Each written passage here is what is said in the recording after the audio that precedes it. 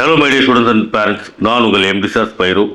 Tamil Nadu MBBS 2026க்கான கவுன்சிலிங்கான application open ஆகி மறுபடியும் ஜூலை 27 வரை எக்ஸ்டெண்ட் பண்ணி ஃபைனலாக அப்ளிகேஷன் சப்மிட் ஆகிருக்கு. மொத்தமாக வந்து 76,267 அப்ளிகேஷன் 76,267 அப்ளிகேஷன் வந்து சப்மிட் பண்ணியிருக்காங்க. அதில் 41,723 அப்ளிகேஷன் வந்து கவர்மெண்ட் கோட்டாவுக்கும் 30,904 அப்ளிகேஷன் 30,904 அப்ளிகேஷன் ப்ரைவேட் மேனேஜ்மெண்ட் கோட்டாவுக்கும் அப்ளை பண்ணியிருக்காங்க.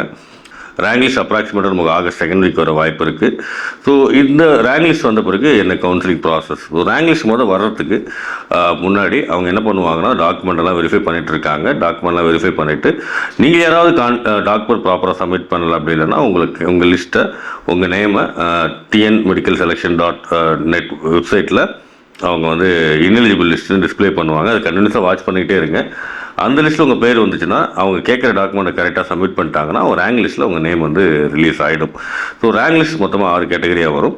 ஒன்று வந்து பார்த்திங்கன்னா 7.5 ரிசர்வேஷன், ரெண்டாவது 92.5% ரிசர்வேஷன் இருக்கக்கூடிய கவர்மெண்ட் கோட்டா, மூணாவது வந்து பார்த்திங்கன்னா நமக்கு மேனேஜ்மெண்ட் கோட்டா, நாலாவது ஸ்பெஷல் கேட்டகரிஸ்லேயே உங்களுக்கு வந்து பார்த்திங்கன்னா sports quota, PWD quota, ex service man இந்த மாதிரிலாம் இருக்குது. அதுக்கப்புறம் NRI கோட்டா, ஸோ அதுக்கப்புறம் மைனாரிட்டி கோட்டா. ஸோ டோட்டலாக 6 டைப் ஆஃப் ரேங்க் லிஸ்ட் வரும். ஒன்று வந்து 7.5 ரிசர்வேஷன், ரெண்டாவது கவர்மெண்ட் கோட்டா, மூணாவது வந்து ஸ்பெஷல் கேட்டகரிஸ், நாலாவது மேனேஜ்மெண்ட் கோட்டா, அஞ்சாவது மைனாரிட்டி கோட்டா, ஆறாவது NRI கோட்டா. இந்த ஒரு 6 ரேங்க் லிஸ்ட் வரும். இந்த ரேங்க் லிஸ்ட்டு வந்த பிறகு நீங்கள் ஆல்ரெடி அப்ளிகேஷன் வந்து அப்ளை பண்ணியிருப்பீங்க. அதாவது 76,267 பேர் வந்து அப்ளை பண்ணியிருக்காங்க. இந்த அப்ளிகேஷனில் ஆல்மோஸ்ட் வந்து பார்த்திங்கன்னா அதே சேம் லாகின் கொடுத்து நீங்கள் எனேபிள் உள்ளே பண்ணிட்டு போயிட்டு நீங்கள் இந்த கவுன்சிலிங்கில் உங்கள் நேம் வந்து உங்கள் ரேங்க் லிஸ்ட்டில் வந்துருச்சுன்னா இந்த கவுன்சிலிங்கில் பார்ட்டிசிபேட் பண்ணுறதுக்கு நீங்கள் வந்து அடிஷ்னலாக ஒரு வந்து ரிஜிஸ்ட்ரேஷன் ஃபீஸ் பே பண்ணணும். அது வந்து நீங்கள் வந்து இஃப் இட் இஸ் கவர்மெண்ட் கோட்டானா 500 ருபீஸும் மேனேஜ்மெண்ட் கோட்டானா 1000 ருபீஸும் பே பண்ணணும். இது நான் ரீஃபண்டபுள். ஆல்ரெடி அப்ளிகேஷன் ஃபீஸ் வந்து பே பண்ணியிருப்பீங்க. அப்ளிகேஷன் ஃபில் பண்ணும்போது அது வந்து பார்த்தீங்கன்னா OBC category, general category 500 rupees for government காலேஜுக்கும் 1000 ருபீஸ் ஃபார் மேனேஜ்மெண்ட் காலேஜுக்கும் பே பண்ணியிருப்பீங்க. மேனேஜ்மெண்ட் கோட்டாவுக்கு பே பண்ணியிருப்பீங்க. அதில் SC ST SCAவுக்கு ஃபீஸ் எதுவும் வந்திருக்காது. அது வந்து ரிஜிஸ்ட்ரேஷன் ஃபார் அப்ளிகேஷன். இப்போ பே பண்ணக்கூடிய, அதாவது ரேங்க் லிஸ்ட் வந்த பிறகு மறுபடியும் நீங்கள் பே பண்ணக்கூடியது வந்து பார்ட்டிசிபேஷன் ஆஃப் கவுன்சிலிங், இதுவும் ரீஃபண்டபுள். இது வந்து கவர்மெண்ட் கோட்டாவுக்கு 500 ருபீஸும் மேனேஜ்மெண்ட் கோட்டாவுக்கு 1000 ருபீஸும் நீங்கள் பே பண்ணணும். இதை பே பண்ணி முடித்த பிறகு சாய்ஸ் ஃபில்லிங் வந்து எனேபிள் ஆகும்.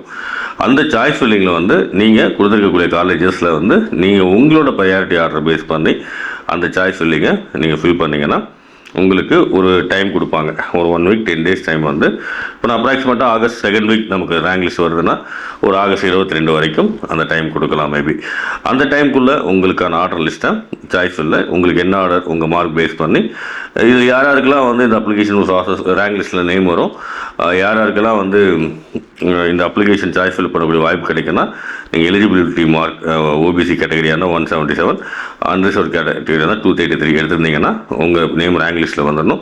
அதே மாதிரி இன்எலிஜிபிள் கேண்டிடேட் லிஸ்ட்டில் நீங்கள் ஏதாவது தப்பு பண்ணியிருந்த டாக்குமெண்ட்ஸை சரியாக பண்ணிட்டீங்கன்னா ஆனால் உங்கள் நேம் வந்து ரேங்க் லிஸ்ட்டில் வந்துடும். ஆல்மோஸ்ட் 98% ஸ்டூடெண்ட்ஸுக்கு அப்ளை பண்ணுற ஸ்டூடெண்ட்ஸுக்கு நான் சொன்ன 6 கேட்டகரியில் இந்த ரேங்க் லிஸ்ட் வந்து ரிலீஸ் ஆகிடும். இந்த எல்லா கேண்டிடேட்டும் சாய்ஸ் ஃபில் பண்ணலாம். அவங்க மார்க்கை பேஸ் பண்ணி நீங்கள் உங்கள் சாய்ஸை வந்து ஆர்டர் பண்ணி ஃபில் பண்ணிங்கன்னா உங்களுக்கு அதுக்கப்புறம் ஒரு சாய்ஸ் ஃபில்லிங் லாஸ்ட் டேட்லேருந்து ஒரு 1 வீக் டைமில் உங்களுக்கு வந்து காலேஜ் அலாட்மெண்ட் வந்து ஃபர்ஸ்ட் ரவுண்டுக்கு வர வச்சலாம். இப்போ நான் பேசுகிறது ஃபுல்லாக ஃபர்ஸ்ட் ரவுண்ட். இப்போ வந்து MBBS அப்ளிகேஷன் நான் போட்டதுக்கப்புறம் ரேங்க் லிஸ்ட் வரும். ரேங்க் லிஸ்ட்டுக்கு வந்ததுக்கப்புறம் நீங்கள் வந்து ரெஜிஸ்ட்ரேஷன் ஃபீஸ் பே பண்ணணும். இதில் நடுவில் ஒரு விஷயம் நான் விட்டுட்டேன். இதில் என்னென்னா மெயினாக நீங்கள் செக்யூரிட்டி காசு அண்ட் டெபாசிட் பே பண்ணணும்.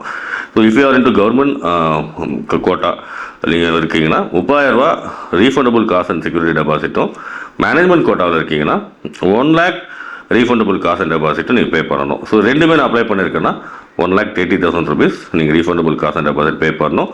இது காலேஜ் நீங்கள் அலாட் ஆகிற பேஸ் பண்ணி இது ரீஃபண்ட் பண்ணிவிடுவாங்க உங்களுக்கு. So after final choice filling முடித்த பிறகு காலேஜ் அலாட் பண்ண பிறகு நீங்கள் அந்த காலேஜில் ஸ்டே பண்ணுறீங்கன்னா நீங்கள் என்ன பண்ணலாம்னா காலேஜுக்கு போய்ட்டு டாக்குமெண்ட் சப்மிட் பண்ணிவிட்டு அந்த காலேஜில் ஜாயின் பண்ணிக்கலாம். அல்லது ஃப்ரீ எக்ஸிட் ஆப்ஷன் இருக்குது. ஃப்ரீ எக்ஸிட் பண்ணிட்டீங்கன்னா நீங்கள் ரவுண்ட் செகண்டில் பார்ட்டிசிபேட் பண்ணலாம். ஸோ ஃப்ரீ எக்ஸிட் ஆப்ஷன் வந்து எப்பயுமே அட்வைசபிள் இல்லை. ஸ்டூடெண்ட்ஸ் இந்த காலேஜ் பிடிக்கல வேண்டாம் அப்படின்னா நீங்கள் ஆட்டோமேட்டிக்காக ரவுண்ட் 1 அலாட் பண்ண காலேஜில் நீங்கள் போய் ஜாயின் பண்ணிவிட்டு அதுக்கப்புறம் அப்கிரேடேஷன் கொடுக்கறது தான் ஒரு பெஸ்ட் ஐடியாவாக இருக்கும். நிறையா பேர் ரவுண்ட் ஒனில் வந்து ஃப்ரீ எக்ஸிட் கொடுத்துட்டு ரவுண்ட் டூவில் அவங்களுக்கு ரவுண்ட் ஒன்றில் கிடைக்கக்கூடிய காலேஜ் கூட கிடைக்காம போயிடுது.